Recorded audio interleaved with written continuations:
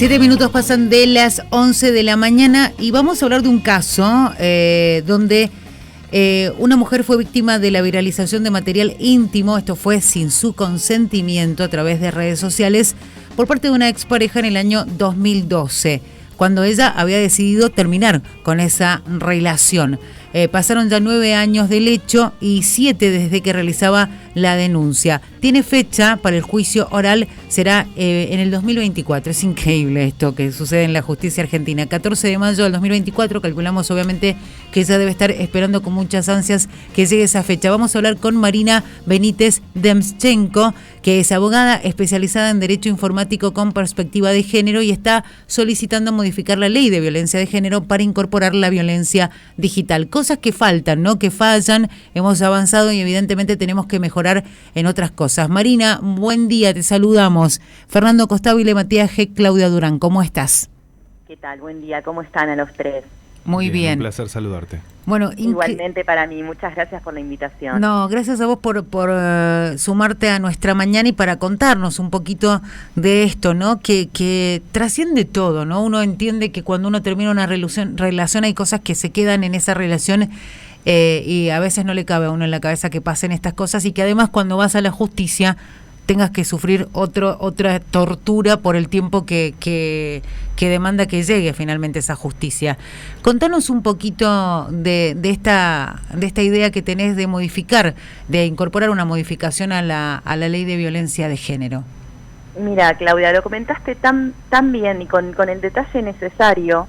Esto es una historia que, si bien es lamentable en todos sus wines y que me toca en primera persona narrarla, es una historia de muchas mujeres. Sí.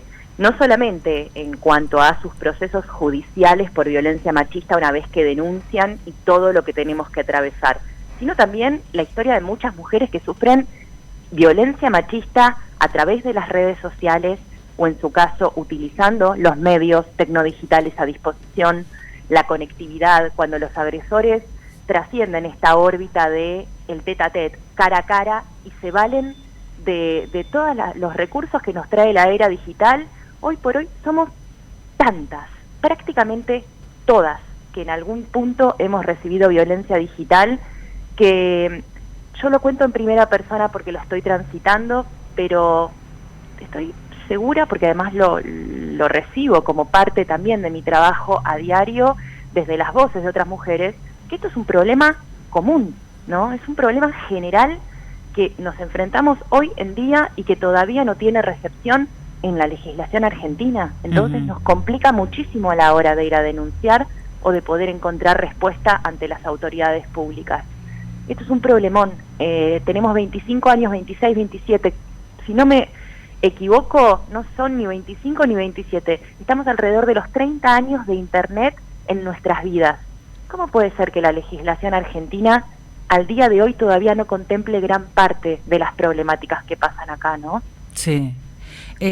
Vos sabés que vos contás esto y uno, como decías, son muchas las personas las mujeres que son víctimas de esta situación, la venganza, la extorsión, y uno por ahí le cuesta entender, porque cuando uno está en una relación, después de que obviamente se termina, uno entiende que hay códigos que se han puesto en juego en esa, o que intervienen en una relación, que se van a seguir respetando, pero a veces no sucede. Y es verdad que ante esta situación, y ahí te hago la consulta, Marina, porque muchos hemos deliberado el tema a veces entre los amigos, las amigas, y decimos, si alguien te pide una foto en un momento íntimo, ¿vos accedés o no accedes? Y la pregunta que nosotros nos hacemos como mujeres es que tal vez no accedemos porque tenemos el temor a lo que puede venir después, cuando hay códigos que se tendrían que respetar y quedar ahí, ¿no? Absolutamente, absolutamente. La pregunta en realidad es cómo puede ser que se entienda que lo que pasa en una relación íntima, en una relación que puede ser sexual o erótica, sí, en el marco de la libertad personal, en el marco de la privacidad que una elige compartir con quien quiere, ¿cómo puede ser que esto sea tomado por parte de quienes terminan usándolo en nuestro contra, ¿no? Sí.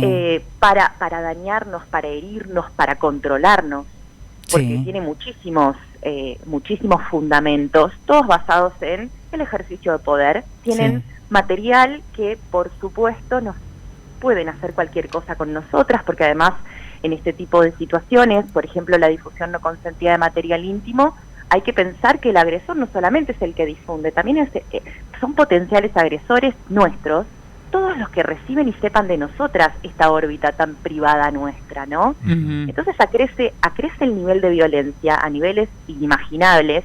¿Cómo puede ser que esto sea tomado como algo válido y que sea una práctica común? Ayer fue el Día Internacional de la eliminación de las formas de violencia contra las mujeres, ¿no? Del Día Internacional de la lucha contra la violencia machista. Y sin dudas, la violencia digital tomó un protagonismo que obviamente después de la cuarentena y de la conexión o la conectividad obligatoriamente empezamos a dimensionarlo mejor, tomó un protagonismo que hasta hace 2-3 años no tenía, ¿no? La violencia digital pasó a ser el gran tipo de violencia machista por excelencia que vivenciamos nosotras. Entonces hay que cambiar un poco el foco también acá, en el sentido de, antes de cuestionarnos nosotras qué hacer con nuestra libertad personal, repudiar que se haga cualquier cosa con nuestra libertad personal, ¿no? Sí. Del otro lado. Es un tema muy complejo, porque sin dudas nosotras estamos colocadas, digo nosotras porque las mujeres somos el 99% de las víctimas de violencia digital, y estos son números que no solamente en la fundación que presido, que es Activismo Feminista Digital, sino en el mundo, ¿no? Estos números se conocen. Obviamente el morbo en torno a la sexualidad de las mujeres, la culpabilización social, fomentan que seamos las víctimas preferidas, entre comillas. Pero digo, en este sentido, me parece que es muy importante poner el foco en que nosotras como mujeres libres, ¿no? Y además en la órbita de la privacidad, repito, no tendríamos por qué estar restringiéndonos en pos de el riesgo de sufrir esto. Y normalmente es algo que se habla mucho también, no es un comentario aparte, es un bueno, si no querés que te pase, no te saques las fotos, ¿no? Es un poco la remake. Por eso te decía si no querés que te violen, si no querés que te violen, bajate la pollerita o ponete no te una vistas pollera así, más larga. Claro. Es por eso que te hacía la pregunta, porque a veces cuando se habla del tema es, y bueno, no me prendo a hacer una foto porque tengo miedo, cuando se entiende que no tendrías que temer, porque el otro tendría que respetar esa intimidad. Y yendo un poco más a tu historia, me sorprendía esto de cómo utilizaron tus imágenes, porque tu ex sedujo virtualmente a cientos de hombres, pero digo, para que la gente tenga en cuenta lo que puede significar esto, fuiste acosada a partir de eso por otros decenas más en la calle. Y hasta hubo una situación que se sucedió en tu casa, porque uno te fue a buscar, digo, lo que puede generar una triste venganza de un tipo que no entiende que una relación se terminó, ¿no? Sí. Mi caso tiene ese tipo de bemoles que también acreditan, ¿no? Que lo que pasa en lo virtual no necesariamente queda ahí. Claro. Trasciende a la realidad física, a la realidad analógica, que coloca en riesgo de vida efectivo a una persona, puede llevarla al riesgo de vida. De hecho, yo lo sufrí y tuve durante muchos años, estamos hablando 3-4 años, miedo de ser violada, miedo de ser secuestrada. Hoy lo puedo contar porque claramente mi agresor no tuvo esa intención en algún momento, o no se le ha pasado por la cabeza, pero si quería hacerlo, tenía posibilidad total de hacerlo de esta forma. Él se hacía pasar por mí. Entonces, a todos los interlocutores que les hablaba supuestamente Marina, con obviamente insistiendo y pasándole fotografías mías íntimas, todos estos varones del otro lado estaban plenamente convencidos que era yo. Claro. En estos diálogos también le pasaba información de cómo me movía, de qué horarios tenía, dónde trabajaba, cuáles eran mis salidas de fin de semana en tiempo real. En media hora me voy a tal lugar, si querés nos encontramos allá. Claro, los tipos del otro lado, además enloquecidos porque tenían muchos estímulos, no solo a partir de las fotografías íntimas, sino a partir de chats con alto contenido sexual, venían desesperados, me venían a buscar. Y además había un juego detrás que era, si yo me hago la sorprendida o si yo me hago de cuenta que no te reconozco, seguime el juego. Ay, no te puedo creer. Mi fantasía sexual es esa. Esto es lo que le decía mi expareja a todos estos hombres con los que chateaba. Uh-huh. Los hombres me venían a buscar, me encontraban efectivamente sorprendida, congelada, choqueada, y avanzaban, si era lo que habíamos pactado, ¿no? Claro. Qué increíble. O sea, lo que escucho, Marina, realmente es atroz, es de película, es de ciencia ficción, de una mente totalmente perversa, macabra, horrible. La pregunta puntual es, en este caso, ¿cuándo vos advertiste o te empezaste a dar cuenta de que estaba esto? Vos ya habías terminado con él, pero digo, ¿cuánto tiempo pasó para que vos advirtieras que estaban pasando este tipo de cosas de estas figuras que te venían a visitar? ¿Cuándo lo notaste? ¿O que te acosaban? Uh-huh, uh-huh. Sí, yo terminé la relación con él en diciembre de 2011 y tuve una primera etapa con él, ya obviamente habiendo terminado la relación, yo muy firme. En ningún momento dudé de querer volver, nada. Estaba en un momento de mi vida que había tomado una decisión con mucha determinación, absolutamente, no hubo dudas, no hubo momentos en los que él pudiera llegar a sentir que había posibilidades de retomar el vínculo, nada. Después de haberlo expresado de mi voluntad de finalizar el vínculo, pasó de todo, se metió en mi departamento con una llave copiada del manojo de llaves mío, que yo obviamente no lo sabía, me iba a buscar a todas partes, yo estaba trabajando, iba a tribunales y capaz que lo veía él en una mesa de entrada. ¿Qué haces acá? ¡Ay, qué casualidad! Todas estas casualidades durante varios meses que, terminaron en que finalmente un día entré a mi departamento y encontré todo revuelto y ahí puse el límite y le dije, si seguís molestándome yo te denuncio.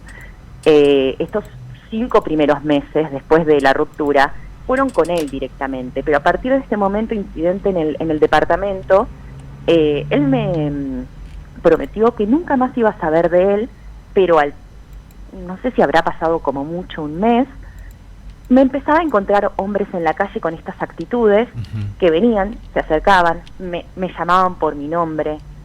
Entonces yo, imposible no hilarlo con mi expareja. Claro, conectarlo con él.